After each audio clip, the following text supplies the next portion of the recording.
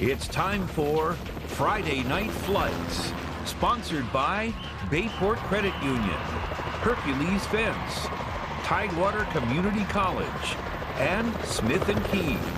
Welcome into the show on a bone-chilling night in Hampton Roads. I'm Craig Loper. He is James Catato. Region semifinals for many of our area teams tonight, 4 games away from a state championship. And what a game tonight in Virginia Beach between Indian River and Green Run. The Braves knocked off the Stallions in the regional title game last year. Tonight, those same 2 teams hooking up in the region semis, and regulation was not enough to decide this one. So we're going right into overtime for it, Craig. What a game this was, 10-10 going into free football. Kassan Farrar, our former player of the week, starts us off with a QB keeper. He gets into the end zone. 16-10 Stallions. Now Green Run for the extra point here. So obviously, overtime rules, you kick the extra point. It's blocked by Indian River. My goodness. That's critical, so now right? the Braves just need a touchdown and an extra point to win the game. Braves get the ball back. It's Kamari Kirby. Kirby keeps himself into the end zone. But Craig, Kirby, what's going on? Waves to the Green Run fans. Okay. He gets flagged for taunting. Oh, no. So it backs up the kicker, Noah Martinez, who stunned the Stallions last year, but he's wide left. Oh, my God. So now we're going to double overtime. Martinez gets another crack at double OT. He drills this one, so the Braves go up 19-16. Green Run back with the ball. Farrar surveys the landscape, goes mobile, uses the legs, gets all the way down to the 2-yard line. Craig, that was 3rd down. That was 3rd down. So now it's 4th down. What do you do? Brandon Williams says, we're not kicking it. No, he can't kick it for the tie. We're going for it. And it's Farrar. Kassan Farrar into the end zone. How about Green Run? Those Stallions. Walk-off. A walk-off 22-19 double overtime win. Here's Kassan after the game. It felt great because he's the same team that ended our season last year. So we had to come out extra hard with more power. We lived up to this moment, and this is where the boys get separated from the men. Man, we just got to do what we do, and we're going to come out with the victory. To the other 5A semi, Mark Hall with the drippy Salem Bomber jacket and his Sun Devils taking on upset-minded Deep Creek, who knocked off Cox last week. Craig, the Sun Devils defense played big. Okay. How about the interception by Fabian Wells? Yeah, he's a ball hawk. Yes, absolutely. Salem couldn't do anything with it on offense, so the defense gets another shot. Deep Creek back on offense. Fumbles, ball recovered by Jaden Hudson. And look at the emotion, Craig, by Marcus McCoy. Go get it. You gotta love it. And then on offense, Salem, we've been talking about this guy all year long. Look at this run by Willie Moore. He's like, get off No one can tackle him. Yeah, no one can tackle him. I mean, Craig, just how special is Willie Moore this year? You know, honestly, he's one of my more fun players I've enjoyed watching in my time here. Just his style, power and speed, and refuses to go down. And Salem going up against Green Run in the region championship. They win this one 42-3. What a fun couple of games. Moving on to Region 5B, arguably the most stacked in the 7-5-7. Highlighted by the reigning state champions, we're talking about the undefeated Maury Commodores. 5 shutout wins, 3 games of 80 or more points this season. Maury is a juggernaut. Tonight, taking on 10-1 Warwick in a rematch of last year's region championship. Let's get out to Powhatan Field. The Commodores cheerleaders bringing the energy despite the cold. First quarter, Maury already threatening. Atori Newkirk, short pass to Kendall's Daniel Jr. South Carolina commit scores the first one of the game, 7-0 after the PAT. A short while later, Tayshawn Branch, he's going to punch that in. Made it 14-0. The sophomore has been finding pay dirt a lot recently. Go to the second quarter. Warwick punting, and they're under pressure from Marquavion Morris. Gets the block, and then the Clemson commit, Ari Watford, going to come up with the fumble, with the block recovery, and his little brother said hi to me on the sideline. I appreciate it, like they look just alike too. It's crazy. Set up the Commodores with great field position. Newkirk to Daniels again, a leap into the end zone. Third score of the game, 21-0. Raiders on offense, trying to get something going. We know how their defense goes all year. It's so good, but they're running an RPO here. The tip, and it's picked off by Matt Williams. He's up the sideline. They'd score again soon after that, 28-0 at that point. And these fans started calling my name and waving hi to me, so I want to give him some airtime. Maury wins 41-7.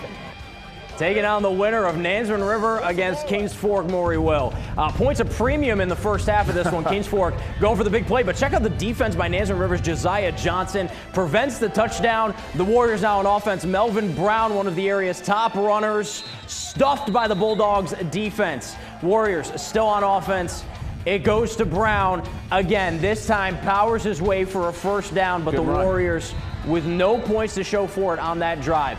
To the second quarter, still scoreless. Warriors with their best play of the half. Christian Jordan. Wow. One-handed grab inside the 5. Fourth downs for Nansemond River and the Bulldogs with the goal line stand to keep the Warriors out of the end zone. This game was scoreless at half, but in the second, fireworks. And it's Kings Fork that wins 35-14 to advance to next week's 5B Region Championship against the Maury Commodores. Kings Fork wins 35-14. All right, let's go to our lone Class 6 team left in the playoffs. Oscar Smith was hosting Manchester out of Richmond. So the Tigers won back-to-back state titles in the spring of 2021 and then the fall of 2022, but then sort of dipped last season when they were bounced in the region semis. Yeah, but they've looked great this season, rolling to an 11-0 record coming into tonight. The Tigers coming out of the Tiger cage like they always do. Look at the uniform combo. I like that. They were hungry.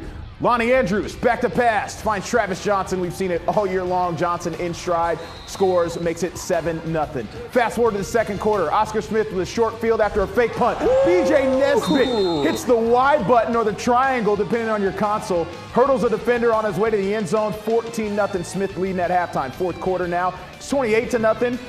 Andrews, little pop pass to Alvin Jones. Jones around the edge. 6 more points for Smith. They won 35-0. They're going to play Highland Springs for the 6A region title.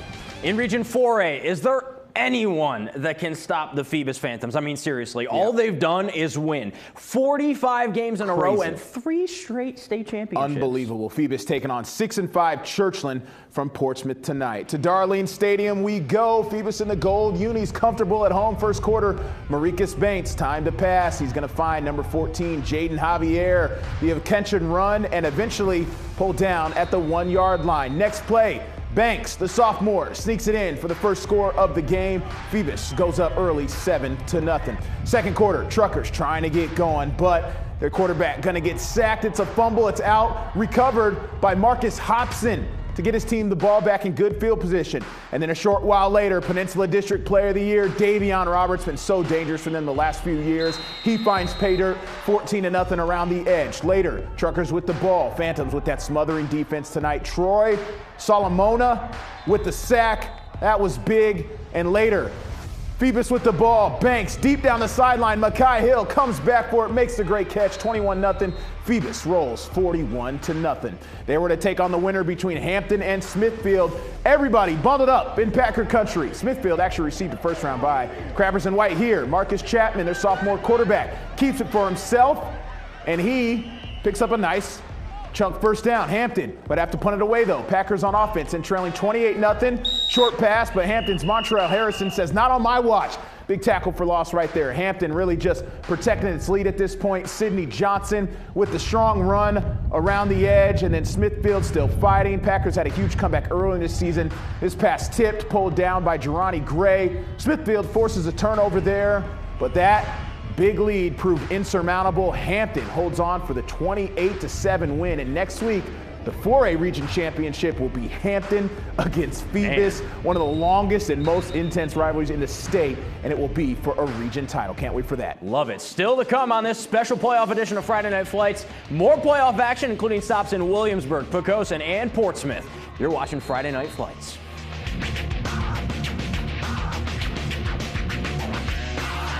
We're the Indian River Marching Band, and welcome back to Friday Night Flights. Let's go!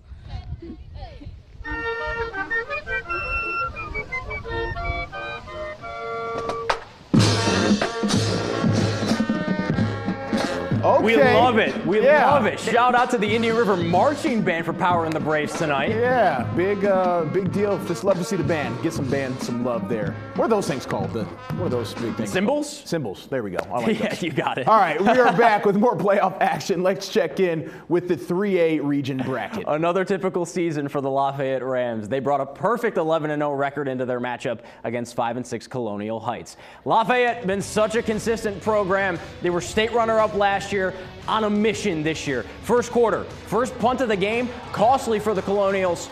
The snap, fumbled. Lafayette's Bomb Hog scoops up the ball, runs it into the end zone. Rams up 6-0. Rams star running back Braden Smalls runs in on the left side of the field for an easy score. Lafayette will go for 2. Hogg fakes out the Colonials defense, and it's 14-0.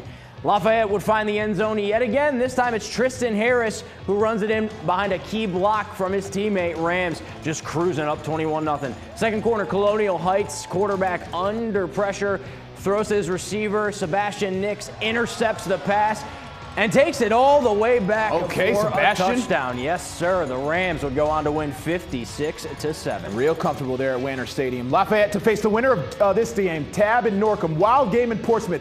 Greyhounds led 27-0 in the third quarter when I pulled in. Tigers running back Landon Howard scores 27-7. Tab has the onside kick. David Brook kicks it. Jaron Mitchell recovers all of a sudden off the bounce. Fourth quarter now. Give it to Howard again. And he finds the end zone again, 27-14. Now, after a botched attempt by Norcom, get this. Tigers are back with the ball. QB sneak, Corbin Eckert, and all of a sudden, it's 27-21 with 5.5 minutes to play. What is going on? They would onside kick it again, but Norcom would recover. Greyhounds facing a critical fourth down. You see the down markers there. Direct snap. Matthew Otten. I lost him. I thought he fell. He did not fall. He was still on his feet, and there he goes.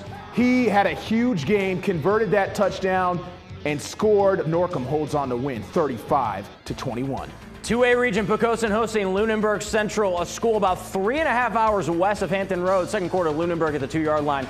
QB sneak in a dog pile in the end zone. Touchdown, Lunenburg, 6-0. Poquoson with the ball now in the third. Eli Tyndall with the long pass on number 5, Dom Gallagher in the end zone. Yeah. Look at that grab. Good pass and catch. Poquoson, the fans, they were just going crazy over that one. That made it 14-8 Bull Islanders. Finally, fourth quarter, Poquoson with the ball again at the end zone. Cody Little sees an opening, shoots through for the touchdown. Let's see it on the replay there. Islanders go on to win 22-8. In the other 2A region semi, 9-2, Bruton hosting 5-6, King William. King William was leading Bruton by a point, 7-6. Third quarter, King William quarterback Trenton Stallings pump fake and keeps it himself, weaves his way through traffic for a score. Cavaliers up 13-6. Panthers quarterback Ashton Bell gonna find his receiver, try to find his receiver here, but Karan Washington gonna make an incredible interception. He went up and got that. Yes, he did, to get his team the ball back, which would then set up the Cavaliers offense. Running back Kashawn Hill gonna run on the right side. He is gone. Easy score. King William leading Bruton by 15 at that point. The Panthers would cut the lead down to 7, but it's as close as they got. Bruton's a great season comes to an end, 21-14 the final.